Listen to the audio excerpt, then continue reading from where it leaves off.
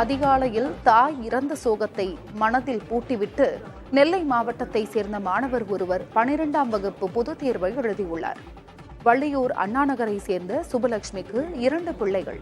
கணவர் கிருஷ்ணமூர்த்தி 6 ஆண்டுகளுக்கு முன்பு உயிரிழந்துவிட்ட நிலையில் இதய நோயுடன் போராடியவாறே தன் பிள்ளைகளை வளர்த்து வந்த சுப்புலட்சுமியும் இன்று காலை பரிதாபமாக உயிரிழந்தார். வீட்டின் அருகே உள்ள கன்கார்டியா பள்ளியில் 12ஆம் வகுப்பு படித்து வரும் சுப்புலட்சுமியின் மகன் சுனில்குமார் தாய் இறந்த துக்கத்திலும் தமிழ் தேர்வை எழுதினார். தேர்வை முடித்துவிட்டு வந்த சுனில்குமார் தாயின் காலில் விழுந்து வணங்கிய பின்பு கண்ணீர் விட்டு கதறிய காட்சி மனதை உலுக்கியது. தந்தையும் தாயும் இன்றி தவிக்கும் சுனில்குமாருக்கும் யுவாசினுக்கும் அரசு உதவ வேண்டும் என்று அந்த பகுதி மக்கள் கோரிக்கை விடுக்கின்றனர். திருப்பரங்குன்றம் மலை தொடர்பான வழக்குகளை உயர்நீதிமன்ற மதுரை அமர்வு மார்ச் 24ஆம் தேதிக்கு ஒத்திவைத்தது. திருப்பரங்குன்றம் மலையை சமணர் குன்று என அறிவிக்கவும், இந்த மலையில் சமண கொள்கைகளுக்கு எதிரான நடவடிக்கைகளை மேற்கொள்ள தடை விதிக்க கோரி விழுப்புரம் ஸ்வஸ்தி ஸ்ரீ லட்சுமிசேன சுவாமிகள் தரப்பில் உயர்நீதிமன்ற மதுரை கிளையில் மனு தாக்கல் செய்யப்பட்டது. அதேபோல் திருப்பரங்குன்றம் மலையில் சிகந்தர் பாஷா தர்காவினர் கால்நடைகளை பலியிடுவதற்கும் அதனை சமைத்து உணவு பரிமாறுவதற்கும் தடை விதிக்க கோரி சோலை அழகுபுரத்தை சேர்ந்த கண்ணன் என்பவர் தரப்பில் மனு தாக்கல் செய்யப்பட்டது. இந்த வழக்குகள் உயர்நீதிமன்ற நீதிபதிகள் நிஷா பானு, ஸ்ரீமதி அமர்வு முன்பு விசாரணைக்கு வந்தது. அப்போது தொல்லியல் துறை தரப்பில் திருப்பரங்குன்றம் மலையின் பரப்புகளை அளவீடு செய்து ட்ரோன் மூலம் பதிவு செய்ய மாவட்ட ஆட்சியரிடம் அனுமதி கோரிய நிலையில் அனுமதி இன்னமும் வழங்கப்படாமல் உள்ளது என்று தெரிவிக்கப்பட்டுள்ளது. இதனையடுத்து நீதிபதிகள் அனைத்து தரப்பினரும் பதில் மனு தாக்கல் செய்யுமாறு தெரிவித்து வழக்கை மார்ச் 24ஆம் தேதிக்கு ஒத்திவைத்தனர். அன்றைய தினம் ட்ரோன் மூலம் அளவீடு செய்ய அனுமதி வழங்குவது குறித்தும் முடிவு செய்து கொள்ளலாம் என்று தெரிவித்தனர்.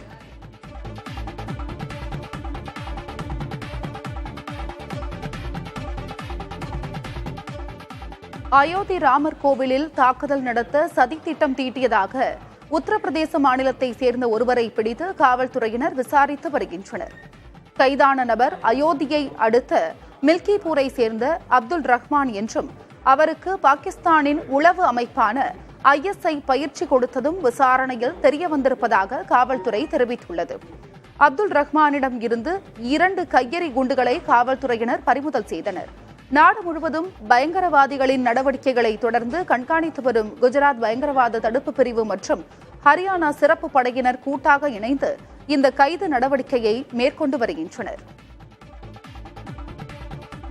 தமிழ்நாட்டில் கிராம சுகாதார செவிலியர்கள் எண்ணிக்கை கடுமையாக குறைந்துள்ளது. குறிப்பாக சில மாவட்டங்களில் 50% மேல் காலி பணியிடங்கள் நிரப்பப்படாமல் உள்ளதாக தகவல் வெளியாகியுள்ளது. சேலம், செய்யாறு, நாமக்கல், தருமபுரி, கன்னியாகுமரி, சிவகாசி, கிருஷ்ணகிரி மாவட்டங்களில் கடுமையான செவிலியர் பற்றாக்குறை நிலவுகிறது. பொதுவாக ஒவ்வொரு துணை சுகாதார நிலையத்திற்கும் ஒரு கிராம சுகாதார செவிலியர் இருக்க வேண்டும். ஆனால் தமிழ்நாட்டில் 8713 துணை சுகாதார நிலையங்கள் உள்ள நிலையில் 2500 கிராம சுகாதார செவிலியர் பணியிடங்கள் காலியாக உள்ளதாக மாநில சுகாதாரத்துறை அதிகாரிகள் தெரிவிக்கின்றனர். ஆனால் பணியில் இருக்கும் செவிலியர்களும் அவர்களுக்கான சங்கங்களின் நிர்வாகிகளும் காலி பணியிடங்கள் 3000 கடந்துவிட்டதாக கூறுகின்றனர்.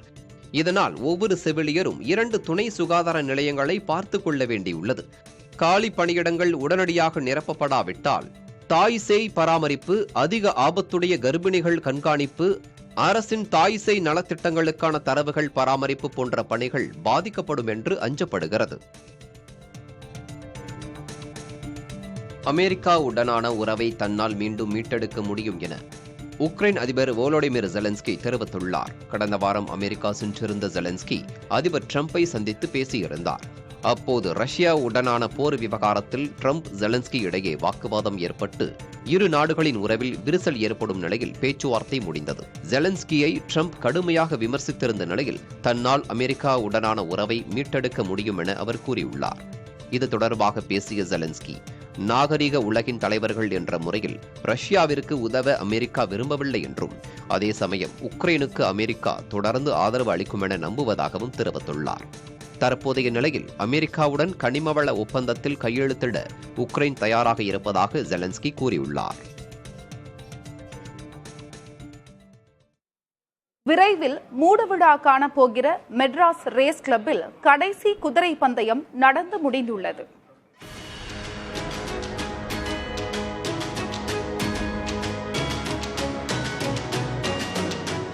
வெல்லும் குதிரைக்கு 4 கோடி ரூபாய் பரிசு என்ற அறிவிப்புடன் புகழ்பெற்ற HPSL ராயல் ஏரியன் இன்விடேஷன் கோப்பை குதிரை பந்தயம் சனி ஞாயிற்றுக்கிழமைகளில் நடந்தது. 3 ஆண்டுகளுக்கு ஒருமுறை நடத்தப்படும் இந்த பந்தயத்தில் நாடு முழுவதிலும் இருந்து மிகச்சிறந்த பல போட்டிகளின் வெற்றி வாகை சூடிய குதிரைகள் மட்டுமே பங்கேற்கும் என்பதே இதன் சிறப்பு.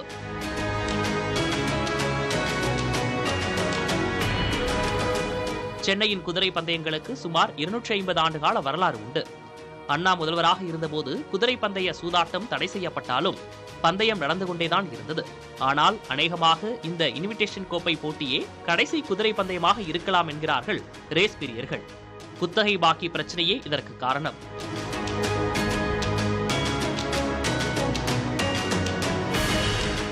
சென்னை மாநகரின் மையத்தில் அமைந்திருக்கும் கிண்டி ரேஸ் கிளப் மைதானம் சுமார் 160 ஏக்கர் பரப்பளவு கொண்டது. அரசுக்கு சொந்தமான இந்த நிலம் 1945இல் குதிரை பந்தயத்துக்காக 99 ஆண்டுகள் குத்தகைக்கு விடப்பட்டிருந்தது. குத்தகை பாக்கியான 730 கோடி ரூபாய் 86 லட்சத்தை கிளப் நிர்வாகம் செலுத்த தவறியதால் தமிழ்நாடு அரசு சமீபத்தில் மைதானத்தின் குத்தகையை ரத்து செய்தது. அந்த நிலத்தில் புதிதாக 4 குளங்கள் வெட்டப்பட்டிருக்கின்றன.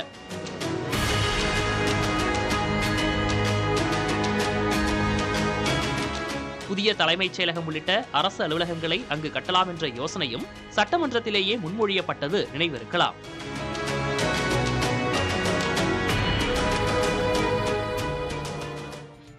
நீலகிரி மாவட்டம் குன்னூரிலிருந்து நிலக்கரி மூலம் இயங்கும் மலை ரயிலை இங்கிலாந்து சுற்றுலா பயணிகள் வாடகைக்கு எடுத்து பயணித்தனர். குன்னூரிலிருந்து உதகை வரை இயங்கும் மலை ரயிலில் பயணிக்க சுற்றுலா பயணிகள் அதிக ஆர்வம் காட்டுகின்றனர். அண்மை காலமாக வெளிநாட்டு சுற்றுலா பயணிகள் மலை ரயிலை வாடகைக்கு எடுப்பதில் அதிக ஆர்வம் காட்டி வருகின்றனர். இந்நிலையில் இங்கிலாந்திலிருந்து வந்த 28 சுற்றுலா பயணிகள் மலை ரயிலில் உற்சாகமாக பயணித்ததோடு இதற்கு வாடகையாக ரயில்வே துறைக்கு 2,80,000 ரூபாய் செலுத்தினர். தமிழ்நாட்டில் உடல் பருமன் பிரச்சினை கொண்ட பெண்களின் எண்ணிக்கை அதிகரித்து வருவதாக அதிர்ச்சி தகவல் வெளியாகியுள்ளது.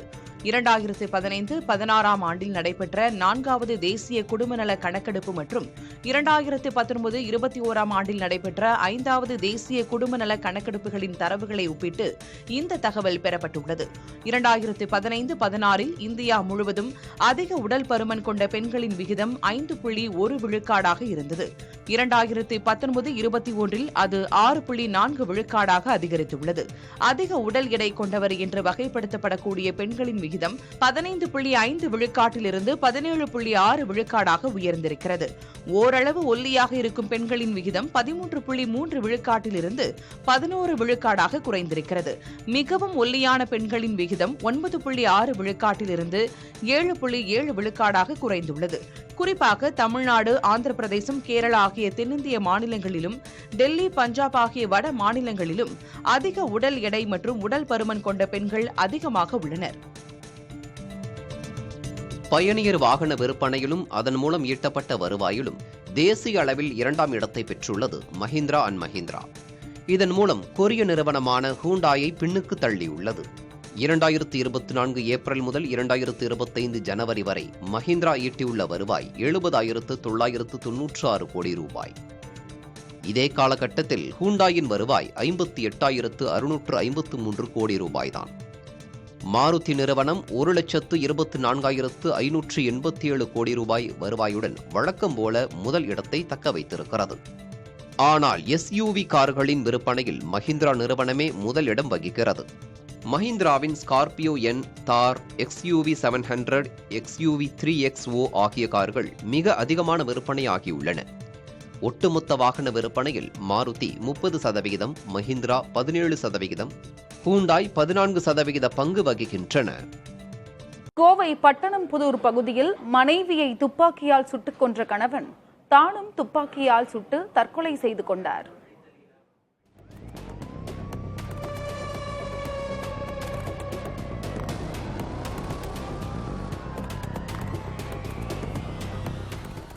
கோவை மாவட்டம் சூலூரை அடுத்த பட்டணம்புதூரில் கிருஷ்ணகுமார், சங்கீதா தம்பதியினர் வசித்து வந்தனர். இவர்களுக்கு பள்ளியில் படிக்கும் 2 மகள்கள் உள்ள நிலையில் குடும்பச் சண்டை காரணமாக பிரிந்து வாழ்ந்து வந்தனர்.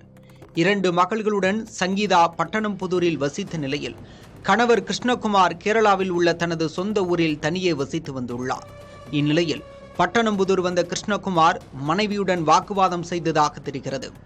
ஆத்திர மிகுதியில் கையில் இருந்த துப்பாக்கியால் சுட்டுக் கொன்ற கிருஷ்ணகுமார் உடனடியாக கேரளாவிற்கு தப்பிச் சென்றார். பாலக்காடு அருகே உள்ள தனது வீட்டிற்கு சென்ற கிருஷ்ணகுமார் தனது நெஞ்சில் தானே சுட்டுக்கொண்டு உயிரை மாய்த்து கொண்டார். முன்னதாக பட்டணம்புதூரில் குடியிருப்பு பகுதியினருக்கான வாட்ஸ்அப் குழுவில் தங்கள் குடும்ப பிரச்சினை பற்றி கிருஷ்ணகுமார் பதிவிட்டிருந்ததாகவும் அதனை தாங்கள் நீக்கிவிட்டதாகவும் சங்கீதாவின் பக்கத்து வீட்டில் வசிக்கும் நபர் கூறினார். ஃபேமிலி பிரச்சனையை சொல்லி ஒரு ஆடியோ போட்டிருந்தாரு. உடனே நாங்கள் டெலீட் பண்ணிட்டோம். அந்த இன்ஃபர்மேஷன் எல்லாமே போலீஸ்கிட்ட நம்ம கொடுத்துட்டோம். இல்லை அவங்க 2 பேர்த்துக்கும் அவங்க ஃபேமிலி பிரச்சனையும் அங்கே போட்டிருந்தாரு. பட் நாங்கள் அதை குரூப்பில் எதுக்கு போய் பர்சனல் இதெல்லாம் சொல்லி நாங்கள் போய் டெலீட் பண்ணிட்டோம். யாருக்கும் பார்க்க வேணாம் அப்படின்னு. மண்டே மார்னிங்னால மேக்ஸிமம் யாரும் பார்க்கல, எல்லாம் பிஸியாக இருந்ததுனால. கரெக்டாக நான் வேலை செஞ்சுட்டு இருக்கும்போது போய் பார்க்க சொன்னாங்க என்னன்னு. அப்போ பார்த்தோன்னே உடனே இன்ஸ்பெக்டர் சார் தான் கூப்பிட்டோம். இதற்கிடையே சங்கீதா மற்றும் கிருஷ்ணகுமார் மரணம் குறித்து தமிழக கேரள காவல்துறையினர் விசாரணை செய்து வருகின்றனர். சிசிடிவி காட்சி, செல்போன் உரையாடல்கள் உள்ளிட்டவற்றை கொண்டு விசாரணை நடைபெற்று வருகிறது. குடும்பச் சண்டையில் தகப்பனையும் தாயையும் பறிகொடுத்துவிட்டு பள்ளி செல்லும் 2 பெண் பிள்ளைகளின் எதிர்காலம்தான் கேள்விக்குறியாகியுள்ளது. புதிய தலைமுறைக்காக ஒளிப்பதிவாளர் முத்துப்பாண்டியுடன் கோவையிலிருந்து செய்தியாளர் பிரவீன்.